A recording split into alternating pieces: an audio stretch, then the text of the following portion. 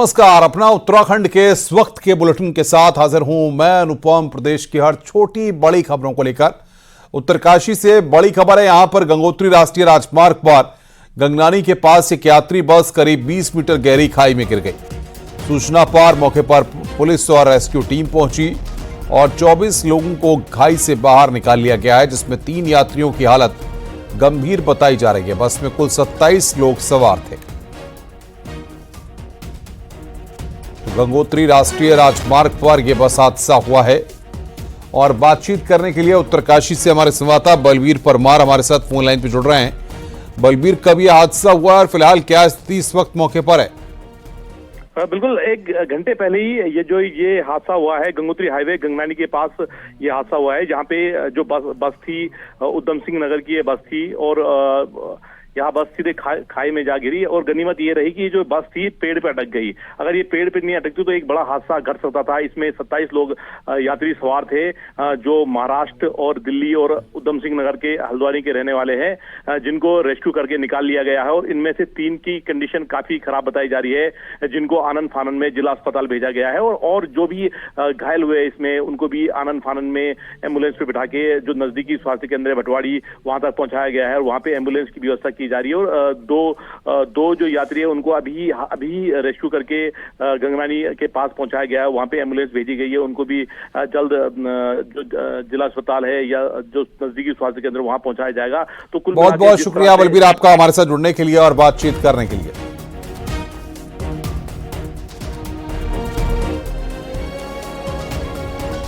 उत्तरकाशी हादसे का सीएम पुष्कर सिंह धामी ने भी संज्ञान लिया है और कहा कि घटनास्थल पर स्थानीय प्रशासन और एसडीआरएफ की टीमें बचाव कार्य में जुटी हुई हैं। जिला प्रशासन को तेजी से राहत और बचाव कार्य अभियान चलाने के निर्देश दिए गए हैं। साथ ही जिला अस्पताल समेत हायर सेंटर को अलर्ट रहने और आवश्यकता पड़ने पर एयरलिफ्ट करने हेतु से प्रशासन को निर्देश दिए गए हैं।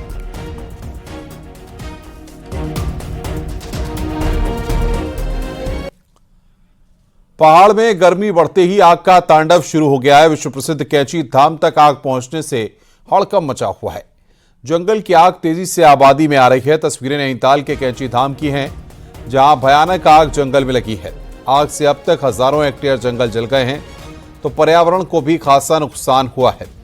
आग की सूचना के बाद भी वन विभाग के अधिकारी मूकदर्शक ही बने हैं। इसके साथ ही नैनीताल के जोलीकोट के जंगल भी आग की चपेट में हैं, जहां आबादी में आग आने से स्कूटी तक जल गई है। और बातचीत करने के लिए वीरेंद्र बिष्ट हमारे संवाददाता नैनीताल से हमारे साथ फोन लाइन पर जुड़ रहे हैं। वीरेंद्र, क्या स्थिति इस वक्त मौके पर है? क्या आग पर अब तक काबू पाया जा सका है?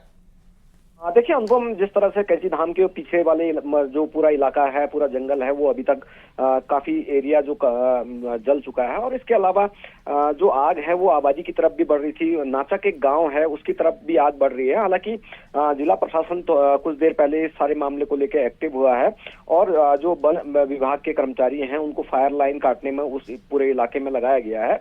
और उम्मीद की जा रही है कि जो कल सुबह तक आग पर काबू पाया जा सके। लेकिन जिस तरह के हालात अचानक गर्मी बढ़ने से नैनीताल जिले में हो रहे हैं, बिताल घाट में एक स्कूल में आग लग गई थी और इसके अलावा जो जोलीकोट वाला इलाका है वहां पर जंगलों में आग लगी है और जो नैना देवी बर्ड कंजर्वेशन वाला इलाका है वहां पर आग लगी है। तो ये कहा जा सकता है जो नैनीताल के इर्द गिर्द एक बार आग का तांडव फिर देखने को मिल रहा है। और वन विभाग को इसने चिंता में भी डाल दिया है, क्योंकि पिछले कुछ दिनों से आपने देखा होगा कि गर्मी बढ़ रही है, तो अलग अलग स्थानों पर, अलग अलग स्पॉट पर ये आग लगी हुई है। अनुपम। वीरेंद्र, बहुत बहुत शुक्रिया आपका हमारे साथ जुड़ने के लिए और बातचीत करने के लिए।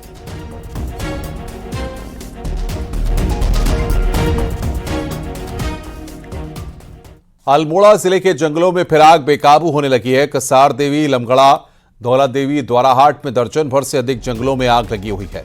आग बुझाने के लिए फायर ब्रिगेड की मदद ली जा रही है। रोड किनारे के कई जंगल में तो फायर ब्रिगेड आग बुझा रही है, लेकिन दूर गांव में जंगल सुहा हो रहे हैं।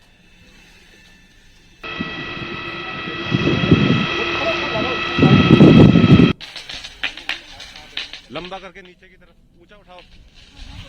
ये पीछे भावना तो मत उठा। चमोली में नंदा देवी राष्ट्रीय पार्क के अंतर्गत आने वाले हेलंग वन क्षेत्र में भीषण आग लग गई। इसे बुझाने के लिए वन विभाग और फायर सर्विस की टीम मौके पर पहुंची। बढ़ती गर्मी की वजह से लगातार नंदा देवी राष्ट्रीय पार्क के अंतर्गत दूसरी बार जंगलों में आग लग चुकी है। वन विभाग के कर्मचारियों ने हालांकि आग पर काबू पा लिया है।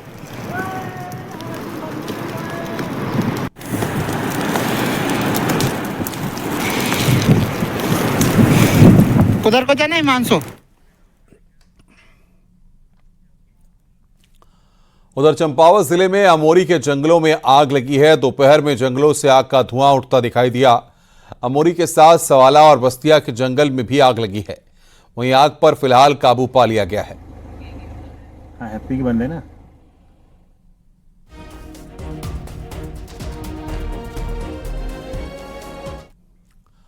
देहरादून में राजपुर इलाके में मसूरी रोड पर सड़क किनारे खड़ी एक कार में अचानक आग लग गई। आग लगते ही कार धू-धू कर जलने लगी। गनीमत यह रही कि उस समय कार में कोई सवार नहीं था। सूचना पर मौके पर पहुंची फायर ब्रिगेड की टीम ने आग पर काबू पाया।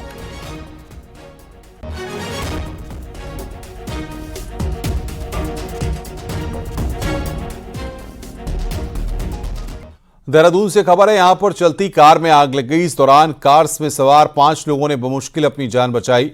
हरिद्वार से देहरादून की तरफ कार आ रही थी, तभी उसमें आग लग गई। आसपास के दुकानदारों ने आग बुझाई है।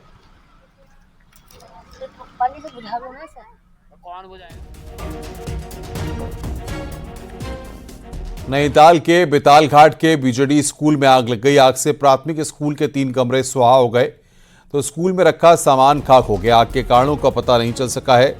वहीं सूचना के बाद स्थानीय लोग मौके पर पहुंचे तो गांव में अफरा तफरी मची रही। वहीं फायर टीम सूचना के बाद मौके पर पहुंची है और आग पर काबू किया जा सका है।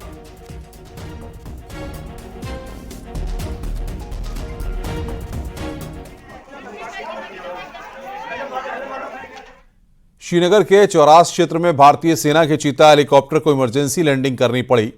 हेलीकॉप्टर जोशीमठ से देहरादून जा रहा था, लेकिन श्रीनगर के पास तकनीकी दिक्कत आने के चलते सुरक्षा की दृष्टि से हेलीकॉप्टर को हेमवती नंदन बहुगुणा केंद्रीय गढ़वाल विश्वविद्यालय के चौरास परिसर के स्टेडियम में उतारना पड़ा। अभी तकनीकी दिक्कतों को दूर किया जा रहा है। आज रात हेलीकॉप्टर चौरास में ही रहेगा।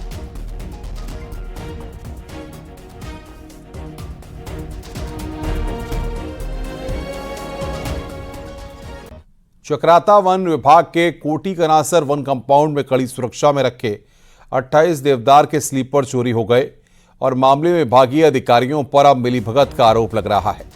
करीब 10 महीने पहले बड़े पैमाने पर देवदार के पेड़ों के अवैध कटान का घोटाला उजागर हुआ था और न्यूज 18 की टीम ने जब इस मामले को प्रमुखता से उठाया तो मामले की जांच शुरू हुई और जांच के दौरान करीब 4000 से ज्यादा देवदार के स्लीपर अलग अलग जगह से बरामद हुए थे और उस समय 17 लोगों पर नामजद मुकदमा दर्ज किया गया था और कई कर्मचारियों को सस्पेंड भी किया गया था। लेकिन आज तक वन विभाग इस मामले की जांच को पूरा नहीं कर सका और अब 2 दिन पहले कोटी कनासर वन चौकी से देवदार के 28 स्लीपर चोरी हो गए।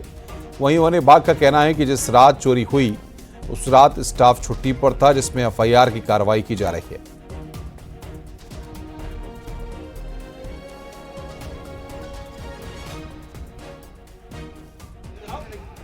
अभी जो मेरे पास जो अभी तक सूचना प्राप्त हुई है उसमें 21 स्लीपर चोरी होने की जो सूचना है वो प्राप्त हुई है। स्टाफ उस दिन छुट्टी पर गए हैं, जो अभी जानकारी मिली है उस रात को ये स्लीपर चोरी हुए हैं। इस पे हम लोगों ने एफआईआर करने को तहसीलदार को भी लिखा है और विभागीय कार्रवाई करने की हमने तैयारी की। आदेश दिए हैं कि संबंधित स्टाफ के विरुद्ध भी कार्रवाई की जाएगी और बरामदगी जल्दी से जल्दी करवाई जाए स्लीपर।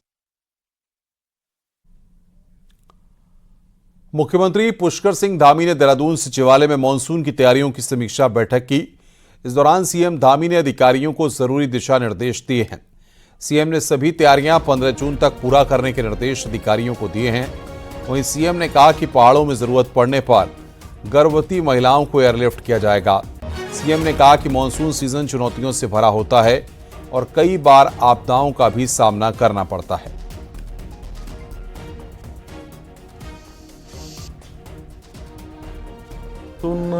हर वर्ष चूँकि हमारे राज्य में एक हमारे लिए चुनौती होता है और उसी चुनौती के लिए हम सब तैयार रहें। सारे विभागों से आज समन्वय हो, सारे विभाग मिलकर काम करें और कोई भी अतिवृष्टि की स्थिति है, बाढ़ की स्थिति है, जल भराव की स्थिति है या भूस्खलन है, उन सब से तैयार रहने को कहा है। सभी विभाग, स्वास्थ्य विभाग है, हमारा खाद्यान्न विभाग है, PWD है, जगह जगह रोडें हमारी क्षतिग्रस्त हो जाती हैं, वो सब तुरंत मौके पर खुलें। गर्भवती माताएं हैं, उनके लिए समुचित व्यवस्था, हेली सेवाएं या स्वास्थ्य सेवाएं तत्काल मौके पर पहुँचें। उन सभी के लिए आज इस मीटिंग में समीक्षा हुई है और आगे के लिए तैयारियां।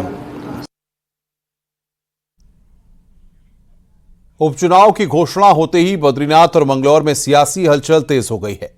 मंगलौर में बीजेपी, कांग्रेस और बसपा के बीच त्रिकोणीय मुकाबला रहेगा, तो बद्रीनाथ में बीजेपी और कांग्रेस सामने सामने होंगे। मुकाबला टक्कर का है, इसलिए कैंडिडेट भी मजबूत खोजे जा रहे हैं।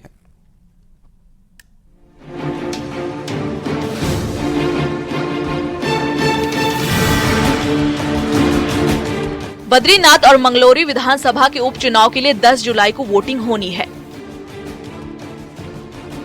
नामांकन की अंतिम तारीख 21 जून को है, लिहाजा चुनाव की घोषणा होते ही सभी दल एक्शन मोड में आ गई है। बीजेपी बद्रीनाथ के लिए 4 तो मंगलौरी के लिए 3 नामों का पैनल भी तैयार कर चुकी है।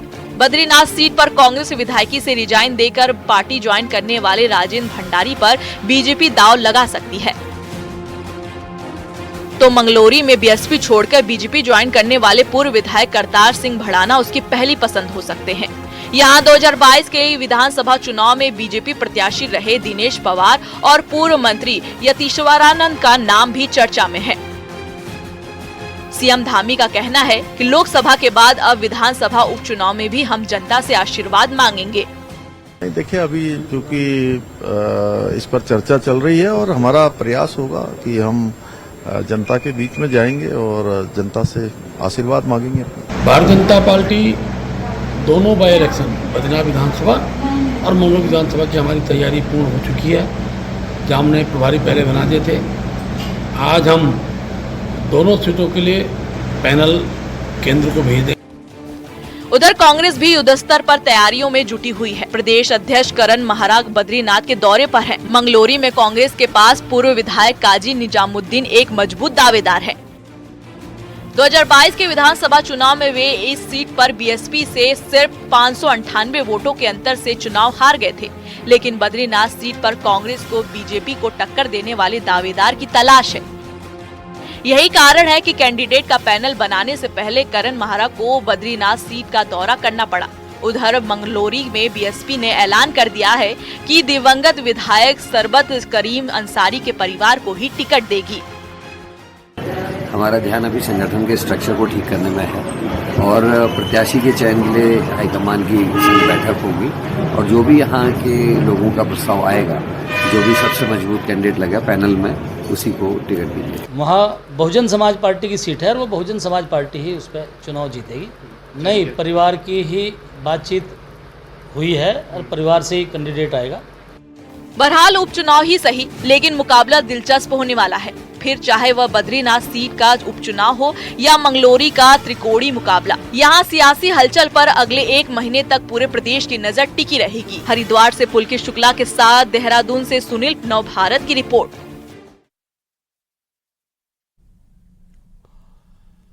पूर्व सीएम हरीश रावत ने हरिद्वार में भारतीय किसान यूनियन अम्बावता के 3 दिवसीय राष्ट्रीय अधिवेशन में शिरकत की और आश्वासन दिया कि किसानों की समस्या के लिए कांग्रेस संघर्ष करती रहेगी। एमएसपी कानून लागू करना, फसल बीमा योजना और ऋण माफी जैसे मुद्दे कांग्रेस के घोषणा पत्र में शामिल थे। इन मांगों को पूरा करने के लिए संसद से लेकर सड़क तक आवाज उठाई जाएगी। किसानों के मसीहा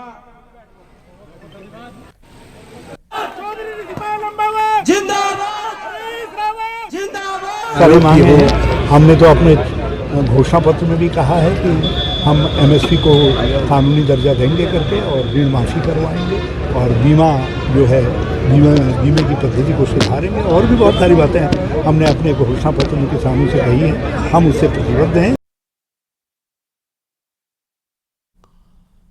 और आइए अब देखते हैं पहाड़ की 10 बड़ी खबरें। पहाड़ टॉप 10।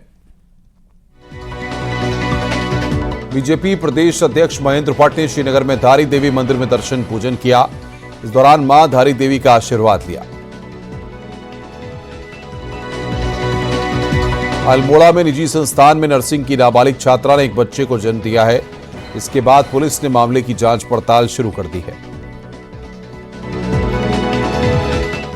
अल्मोड़ा में जिला विकास प्राधिकरण को समाप्त करने को लेकर 2017 से आंदोलन चल रहा है। एक बार फिर आचार संहिता हटने के बाद संघर्ष समिति ने आंदोलन शुरू कर दिया है।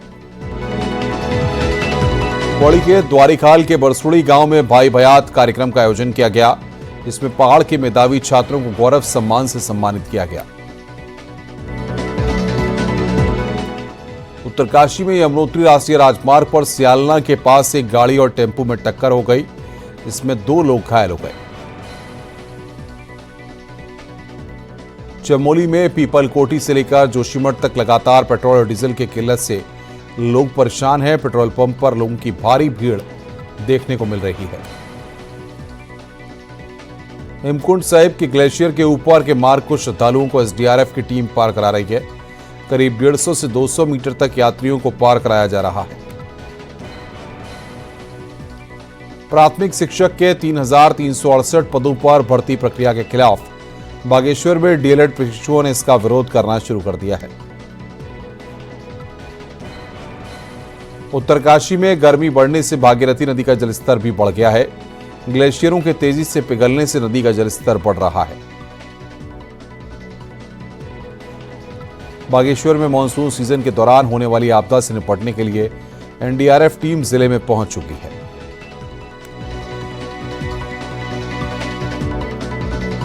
रुक रहे हैं यहां पर एक ब्रेक के लिए। खबरों का सिलसिला लगातार जारी है।